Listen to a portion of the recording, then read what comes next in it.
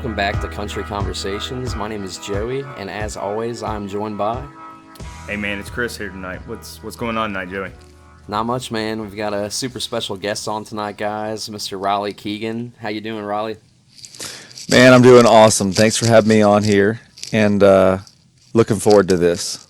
Yeah, man, we're super stoked that you're able to make the time to sit down and chat with us here about kind of your musical journey so far and some upcoming stuff that you've got coming out, so thank you. Yeah, man.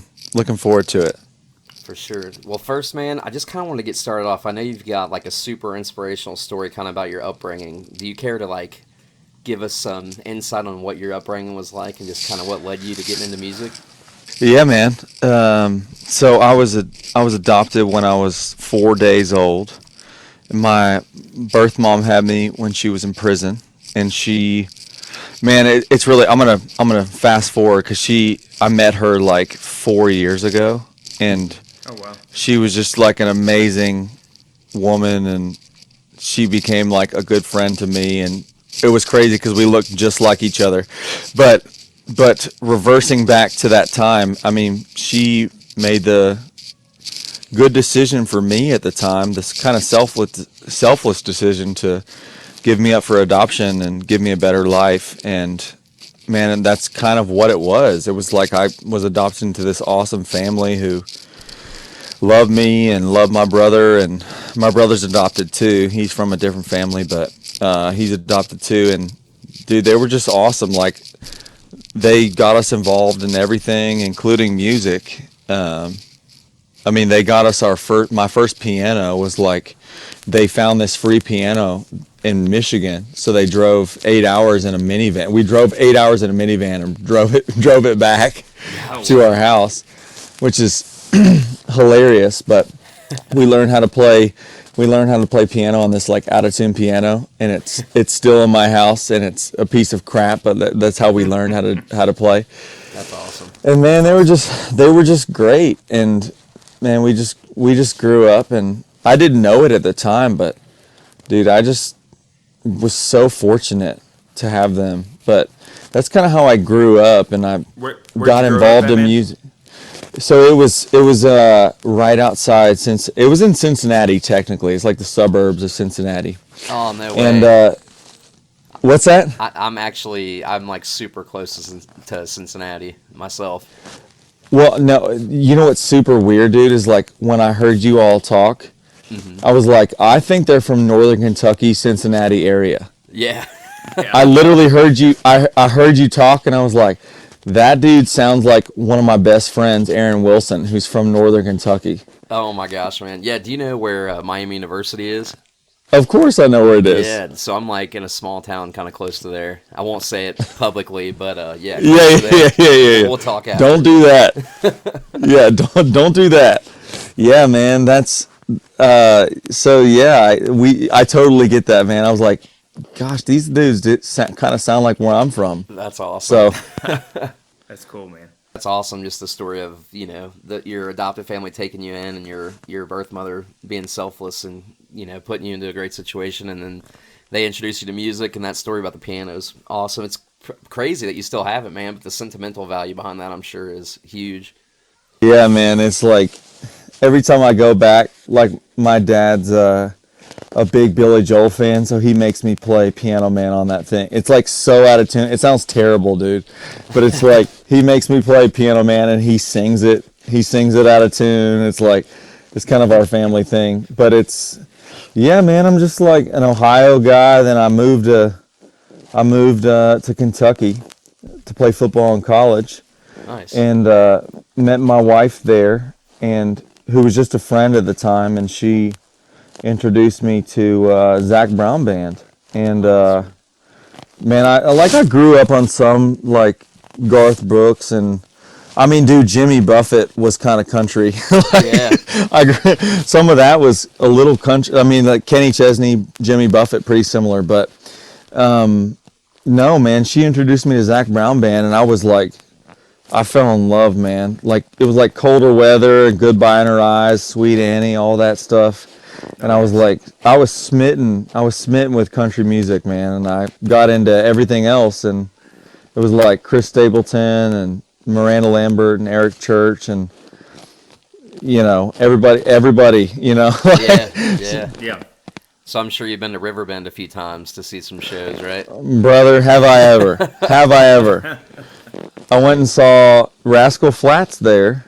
Nice. I guarantee we've been at the same shows. More than likely, honestly, yeah. Because I've been going there for 10, 11 years now. It seems like. Yeah, dude. I think I saw John Mayer there. Nice. Yeah, Rascal Flatts. I can't remember who else, but I've been to plenty of shows there. Have you seen Zach Brown live? I've opened for Zach. Oh, wow. Tell us that story. Yeah, it was down in Florida at a festival, and dude, I was like, so it's really funny. We kind of his most recent record. We shared the same producer. So I worked with this guy named Ryan Gore who has sound engineered a bunch of big records. Like he's done Casey Musgraves records, Brothers Osborne, and he did on this newest Zach Brown Band record. And I was telling him, we were working on at the same time, and I was telling him, like, dude, if they need an extra member, I'll quit my career. They're always adding members. Yeah. Well, there's like 10 of them now. Oh, it's like yeah, ridiculous. Exactly.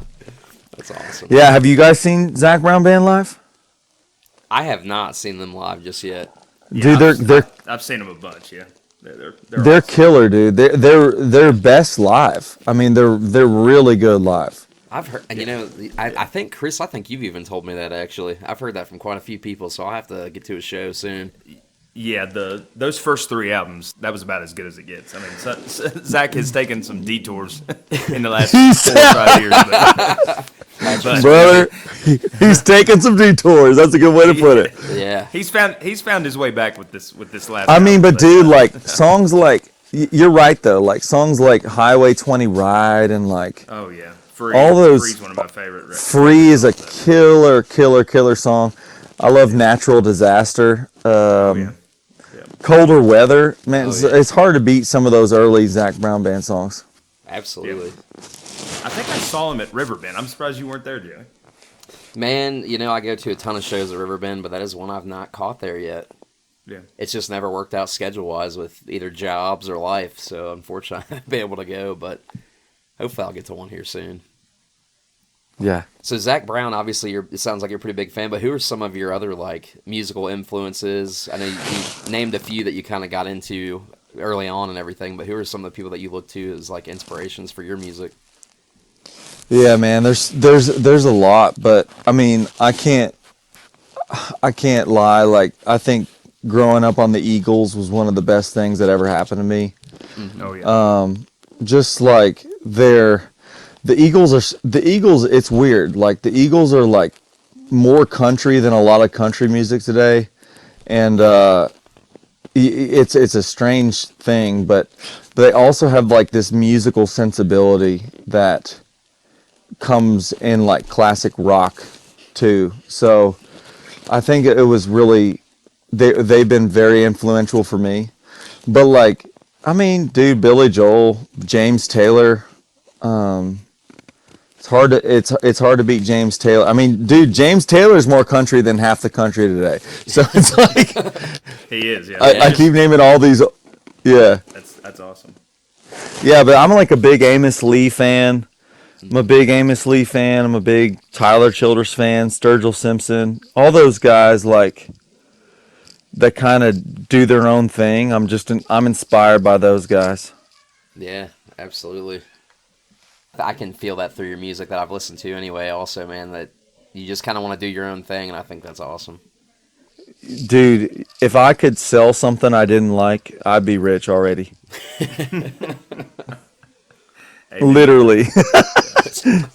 I've been listening to your music all week off and on, and I mean, the instrumentation is very country, but your voice is very like 70s, 80s singer-songwriter. So it's a unique combination that you don't hear very often. It's very it stands out for sure. Mm-hmm. Yeah, in Nashville we call that a problem. which is Unfortunately, right? Jeez. it's like, I mean, the truth is they say do something different, and then when you do something different, they're like, what do I do with that? Yeah. Which is fine, dude. At the end of the day, it's like, here's the thing. I'm going to make the music I want to make, and people are going to connect with it or they're not. And that's cool. Like, I'm here for the people listening to the music. I'm not here for the industry. And Right. and that's fine. Yeah. And I mean, it you is have a what it is. ton It's like, you have a ton of music on Spotify. I mean, you have cranked out a lot of music that you have written. I mean, how do you start doing that? You moved to Nashville, what, 4 or 5 years ago, and you just hook up with people, meet people, and just you've met, a couple of core group people that helped you. I mean, how does an independent artist move to Nashville and make as much music as you have made? oh man, that's a good question. So I moved to Nashville and I started writing, and you're right, I did find like a core group of people that I really connected with, and we just like, man, it's funny, man. I've written with plenty of number one songwriters that we just didn't click. And it's funny how that works. It's like they can have success for a certain artist, but not for another artist. And that's fine. But man, for me, it's like, man, I'm an all or nothing person. So when I kind of put my head into something, put my heart into something, like I go full go. So for me, man, the problem has not been like getting more music. It's like cutting it down to, Yeah. because there's like, I've got 350 songs in my catalog that I've written, Wow. so it's like in 4 years. And so, man, it's just, I don't know. That's the thing. That's But here's wild. Yeah. dude, one of the craziest things is this hit songwriter that I write with frequently told me, he said, I think I write one hit a year and 4 songs that are recordable by other artists. And I was like, man, that's depressing, because we write like 200 times a year. Yeah.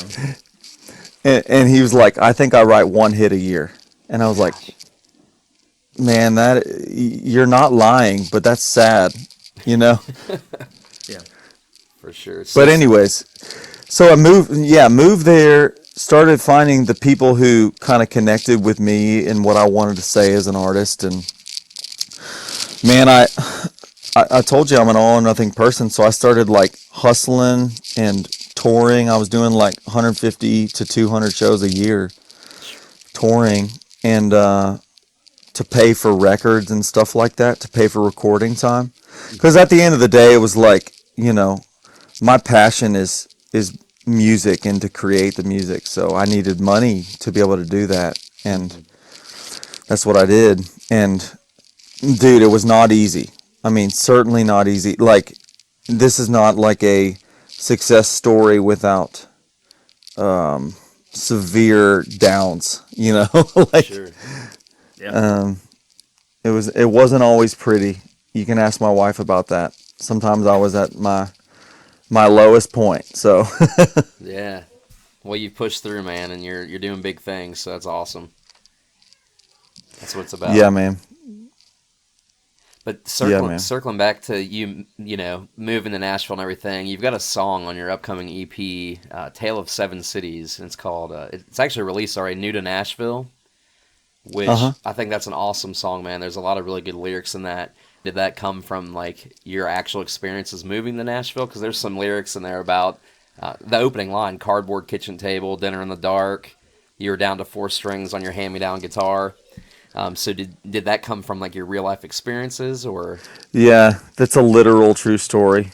Man. Yeah, man. My wife and I sold our house in Lexington, Kentucky, to move to Nashville, and it was funny. It was funny because like we had this dream and to do this or whatever, but it was like I was sitting in my house in Lexington, like weeping, because I love Lexington. I love the people there. I love all that. and I was trying to like write this song, but my guitar only had 4 strings on it. So I like wrote it down, and I was like, I'm gonna write this song about moving to Nashville, and we didn't have anywhere to stay, so we were on a mattress for a long time. So it was like, it's part of it, dude, but it's like that a lot of my songs, man, are just like based on real. I just like writing about the real thing, Yeah, absolutely. And I think that's huge for your listeners too, because it's maybe not necessarily relatable. Not everybody's moved to Nashville chasing this dream, but that it comes from your heart. And I think that a lot of people can resonate with real life. And I think that's an awesome part of what you do and the music that you've been putting out.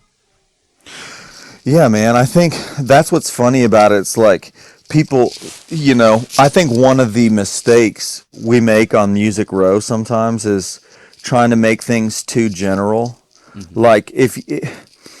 Like they want to make things so broad in the lyric that it relates to as many people as possible, but I feel like sometimes when you do that, you lose the relatability altogether because it's not real anymore.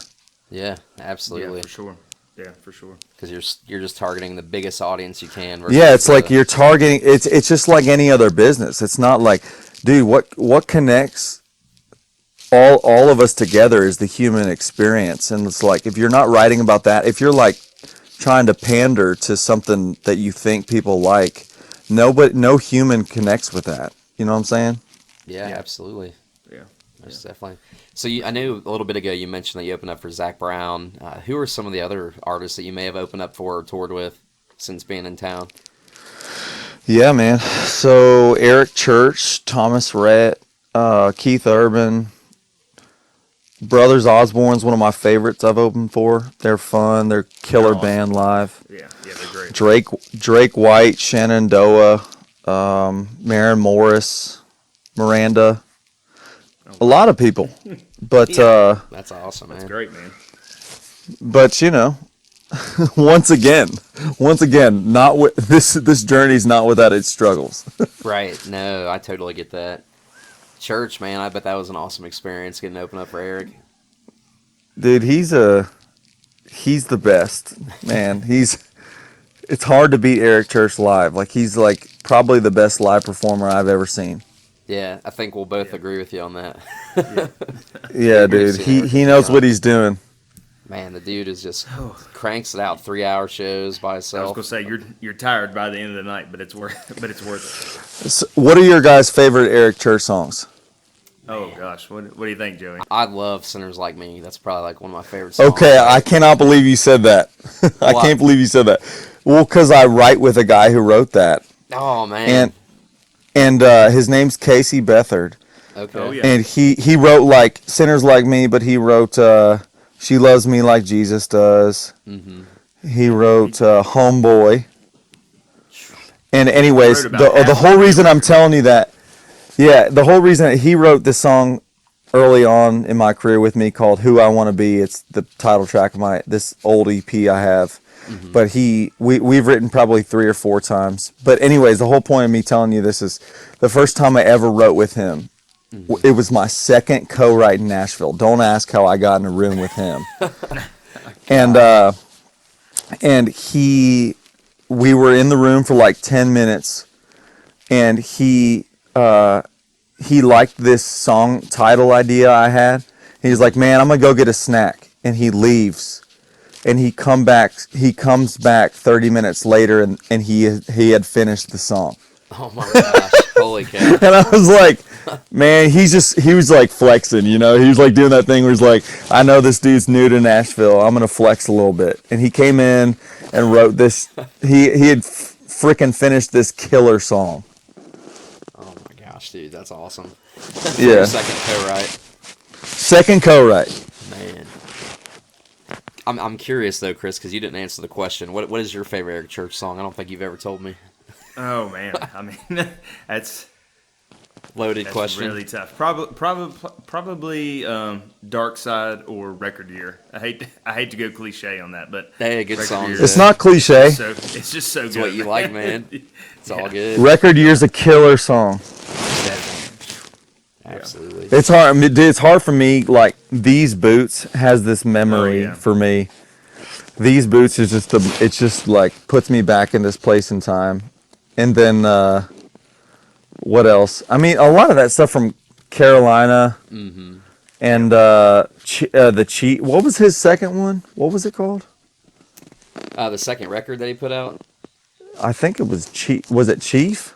Chief was third. I think Chief- I Carolina think it was second. Chief was third. Yeah, I think Sinners was first, right? Yeah, Sinners was first. That's and right. Then, Carolina and then Chief. Yeah. That's right. That's right. Yeah, which Chief had all the hits. Yeah. Dude, Chief had all the hits, but everybody, like all the critics, love Outsiders best. They do. Yeah, isn't that crazy? And Yeah, I know. some of his best songs he does at the live show are off of The Outsiders anyway, I think. Dude, I don't think he's had the thing is like, I don't think he's missed as far as albums go. I don't think he's missed at all. Nah, especially He's he just gets it. yeah, dude, he just makes solid music and has done it for, I mean, I guess it's almost 2 decades now, right? Yeah, I think 06 was when Sinners came out, if I'm not mistaken. Something like that. Yeah, that's right. It sounds right. That's right. Yeah, we're coming up on 2 decades of church, man. That's wild. That's hard. That's aging me. But a I little mean, just like you guys said, I mean, Church writes very specific lyrics. He doesn't write broad strokes like Yeah. like I mean, they're very specific storytelling songs. Most of the stuff that Church writes, and bit. what Yep. people love about him. Yeah, like the New Orleans song. What's that one New Orleans song he has? Knives of New Orleans. Yeah, Knives. Yeah, dude, it's like, yeah. You have to like really listen to that to get it. You got to listen to that one. Yeah. Which Yeah. I love, and and you mentioned that you kind of do that with your music as far as like being super specific, and I think that's very similar to kind of what he does. Like Chris was saying, that's awesome. But Yeah, man, I feel like people crave the real thing now because, I mean, with social media, with the way things are now, it's kind of like you don't get the real thing that much anymore. So if you can just be honest and specific and if you can not play the game in songwriting, yeah, like if that's one place you can do it, you can actually reach people. You can actually relate to people. absolutely, man. Yeah. Well, back to your EP, Raleigh. I know you've dropped a couple songs off there, but do you have a release date for the final project or? So the record drops on June 24th. Nice. And I'm really excited, man. I feel like it's an extension of who I am as an artist. I mean, like I play piano and stuff, and I think there's like some of that on this, but it still doesn't drift too far from my kind of country music roots. And Yeah. kind of similar to what Eric Church does. It's just like a slight evolution of who I am and from my previous stuff. Yeah. That's fantastic. Walk us through the recording process and where you recorded it and what that kind of process was like. Dude, so this one I did. There was this guy that was in my band for a couple years, named Chad Judd, and he became a good friend of mine. And he started producing stuff, and he's like secretly the best guitar player I've ever seen in Nashville. Like he's a monster. Just an absolute monster. And so we started working on this together at his house. So a lot of this recording stuff, man, it's like we did it in his house. And he doesn't even have like a real studio. That's what's funny. It sounds like a real record, but it was like we did this in a house, and it was like we had like 2 mics. You know what I'm saying? Yeah. So it was fun to do because it was like really low. It was kind of supposed to be lo-fi, but it ended up sounding really good. We had this dude. It's funny, we've been talking about Eric Church, but we used the same guy who mixes all of Eric Church's stuff to mix this, and I was like, oh yeah, you're good. You know? Oh, you're good at this. So anyways, yeah, so it was really fun, man, and we just did it basically all at his house. That's cool, man. That's an awesome story that you'll probably look back on down the road and be like, man, remember when we recorded that record in the house? Yeah, remember when we started from nothing? That's so cool, though, man. So your EP, Tale of Seven Cities, it's obviously you've got the New to Nashville track, Send My Love to Lexington, which sounds like it's paying homage to your time living there. And I mean, I listened to it; it's a really good song.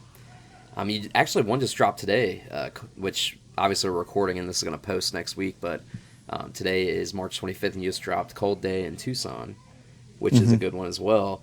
So, kind of walk us through the inspiration of this project and like what inspired you to write about these certain cities and these lyrics. Yeah, so when I'm looking through my catalog, I'm trying to find themes and stuff, and I'm trying to find just a thread that can be woven through a project. And I noticed that I had like 3 or 4 songs with city titles in them. And I was like, that's interesting. Maybe there's something there. And then I was like I was watching Hulu, and there was an ad because Hulu sucks and makes you watch ads. And I was watching this ad, and in the ad it said A Tale of Two Cities, and I know that's a Charles Dickens novel. And it was like the same day I was going through my catalog and looking at these city songs, and I was like, there was like 2 or 3 city songs that I was like, golly, I effing love these. And so it was like the same day, and it was like A Tale of Two Cities. And as a songwriter, you're always trying to like flip things on their head. Like a good example is my last record. There's this song called I Love You, but the hook is I hate that I love you. So as a songwriter, you're always trying to like flip something on its head. So, I heard A Tale of Two Cities, and I was thinking A Tale of Seven Cities. Or I started with A Tale of Six Cities first, because I thought that sounded good, but I wrote 7 songs. So I was like, well, we're just going to make it A Tale of Seven Cities. And that's kind of how the idea came from it. But dude, some of this is just so like it's like you don't really plan a lot of this. It's like you see what you write. Like I don't sit down and I'm like, here's the idea of my project. I sit down and I try to write what I like that day, and then I try to make on the on the back end of that, I try to just make it all make sense. Does that make sense? Yeah, for sure. when you have 350 songs, you can kind of do that. That's wild, man. Yeah. I mean, they're not all winners, but you kind of you get to the point where it's like I feel like when you've been writing for a couple years, like you don't write bad songs anymore. It's just you don't always write winners. You know what I'm saying? Right. Yeah. Yeah, for sure. When I first started, I was writing trash. I'm sure most people do. That's funny. Were Dude, you writing before you moved to Nashville? I was, man. I was writing by myself. So my wife had introduced Zach Brown Band to me, and I was writing I was a personal trainer for a couple years, and I was writing on my lunch breaks, and just by myself, man. I actually still have those songs on like my cell phone. And, dude, they're so bad. Like I wouldn't share them. Literally wouldn't share them with you. I wouldn't share them with anybody. But it was like, you just gotta start somewhere. Absolutely. Yeah. It's a part of the process, man. For sure. But yeah, are you on the road at all right now? Are you touring or playing on it this year? So I'm looking to get back out this summer, but I haven't much, man. I've been doing some like private events and stuff like that, but I'm looking to get back, like actually get back out this summer, and I'm looking forward to that, man. It's been, I mean, I've played some in the past couple years, but it's like, yeah, dude, a lot of it doesn't make sense. Like it's hard. It's really hard because monetarily it doesn't make sense. It didn't make sense for like a year and a half, 2 years to tour. Yeah, it's expensive. Just with it's expensive, but it was like it didn't make sense because you couldn't even fit the amount of people you needed to fit in the room to make money. Yeah. Oh yeah, absolutely. With all the restrictions and everything. Too. Yeah. That was a wild time. It was, and then it went away in like a week. Yeah, yeah. I feel like I feel like it hasn't been talked about at all. Yeah, it's like, oh, well, now it's over, I guess. And I was all of a sudden. Yeah, dude. Oh my god, dude, that's so funny because this is like, I know we're going down a little tangent here, and I don't want to like piss anybody off, but Oh, I'd love to piss someone off. I even Googled it the other day, like COVID cases in Ohio, and it was 0. And I was like, how did we go from like thousands and thousands just like a month and a half ago to 0 reported cases in Ohio? I'm like, this is wild. Bro, Anyway. who knows? Who freaking I'm knows? like, this is, and who was it? My brother or my wife maybe was like, you don't even hear about it on the news anymore or anything. Like, you don't see any art. No one's arguing about it on social media. Nobody's really talking about it. I know. It's Dude, kinda nice. isn't that wild? Dude, it is nice. It is nice. It's like, oh, we're over it. Okay, let's move on. The It's world gonna be is moving something on. else soon, though. Don't worry. Oh yeah, for sure. For They're sure. gonna be arguing soon. Yeah, I'm like, man, we finally had some peace, like on social media and like between friend groups and like family members with opposing, opinions. It's I like, know. man, this is like 2019. It's like taking me back. It's nostalgic. Take me back. I'm like, jeez, but yeah. Hopefully you hit the road though, man. This year or coming up soon. We'd love to get out to a show, and you're an Ohio dude. guy, so hopefully you'll be up in the tri-state area. For sure, man. I for sure will. Cool, man. But yeah, That's awesome. why don't you tell our listeners where they can find you on social media and just on streaming platforms and all that good stuff? Yeah, so on social media, it's just at Raleigh Keegan on everything, and on streaming platforms, just look up Raleigh Keegan, and you'll see me. I look like a white male, about 6'4", and brown hair, and you'll see me right there. There we go. Awesome. That's right, man. Well, Raleigh, thanks so much, man, for coming on and taking the time to chat with us. We truly appreciate it, man. It's been really Yeah, fun absolutely, man. getting to chat about everything, so we definitely appreciate it. Yeah, guys, thanks for having me. Yeah, man, anytime. We can't wait to catch back up with you when things kind of get back to the norm when you're on the road and stuff. So thanks again, man. Chris, you got anything else? I think we're good, man. Awesome. Well, guys, thanks Thanks, for tuning boys. in. Yeah, absolutely, man. And all of our listeners, thank you guys, as always, for tuning in. Go check Raleigh out on social media and all his music. It is phenomenal. You guys will not be disappointed. And as always, until next time, keep it country and take care of each other.